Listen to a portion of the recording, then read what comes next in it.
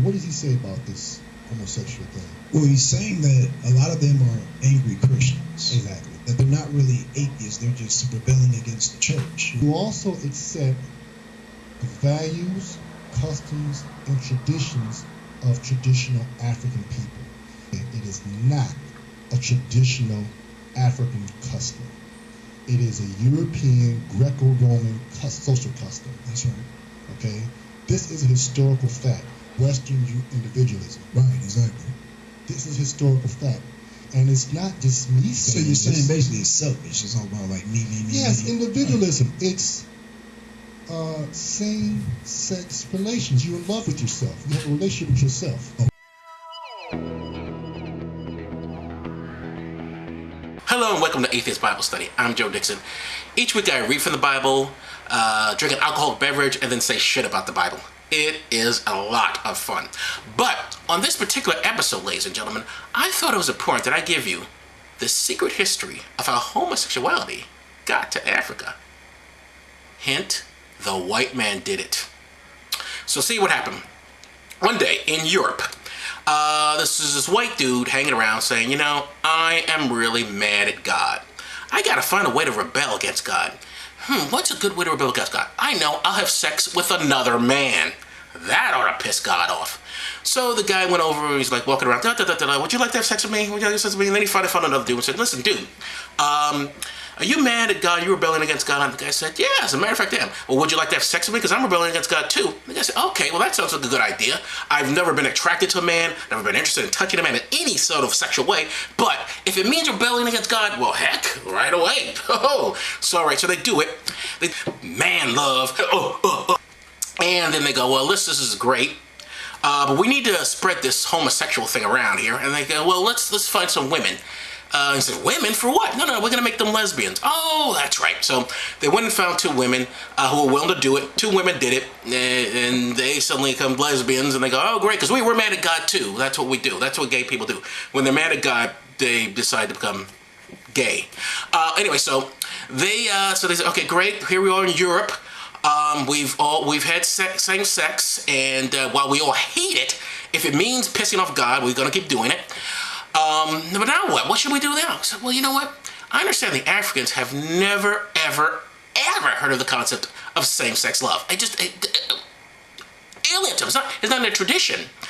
So they said, well, that's great. Why don't we go over to Africa and give them this gay shit? And they said, well, that's a good idea. Let's give the Africans some gay shit. So they go over, they get in their boat, and they go over to Africa. And they run into this African and his wife, and the African is doing the traditional African thing. He is breast ironing and cutting at the clitoris of his daughter. And he said, oh, let me stop this traditional African practice that all black people accept. Because if you're really African American, you accept all African traditions. That's the way it is.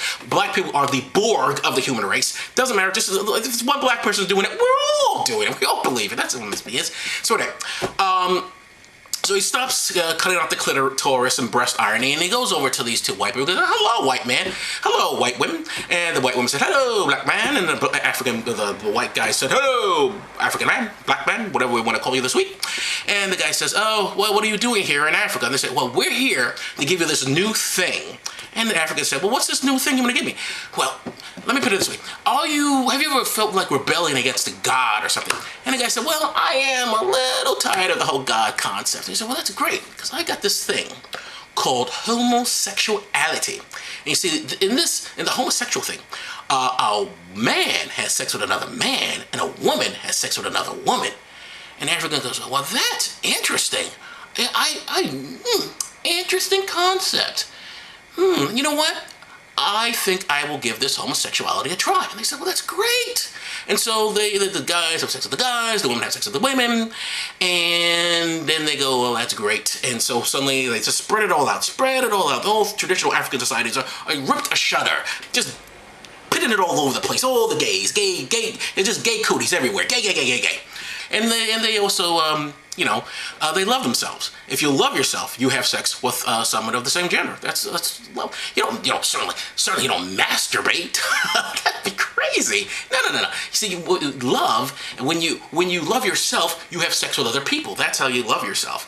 Well, you gotta love someone of the same gender. If you love someone of the opposite gender, then you obviously don't love yourself. You only love yourself if you're having sex with someone of the same gender, you see.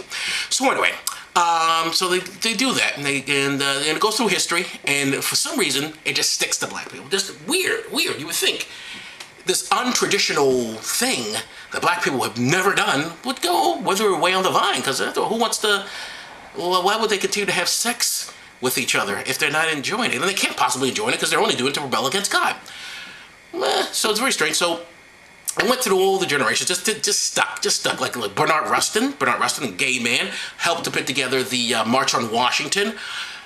It's amazing. He was a gay dude.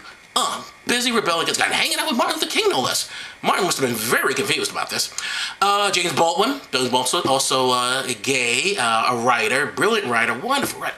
He was so rebelling against God. He just like, God, I'm going to keep doing this gay shit until God does something. I don't know what, but I'm just rebelling.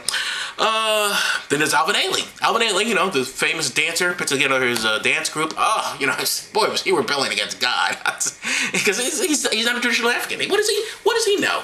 What does he know, Alvin Ailey? He didn't know nothing. He didn't know this was not a traditional African thing, so he went and had sex with another man. Yeah, it happens. Wanda Sykes, a very funny comedian, just out rebelling against God. Again, not doing her traditional African thing, which should be having her clitoris cut out in a breast iron. But no, she's having sex with other women. I don't know what her trauma is. It's sad. It's just sad. So, just so you know, there is a connection between homosexuality and atheism. I don't know why I'm laughing. I don't know why. There's a very serious subject. And I don't mean to laugh, excuse me. There is a connection between homosexuality and atheism, in the sense that when you become an atheist, the first thing you have to do... Oh, this is such a serious... I'm so upset. I'm sorry. I'm just so upset about what we've done to our brothers and sisters.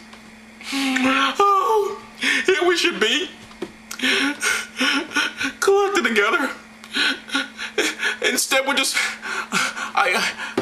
rebelling against God. I'm not even gay, but apparently my atheism comes from my rebelling against God. I never did it with a guy, but I guess I'm supposed to.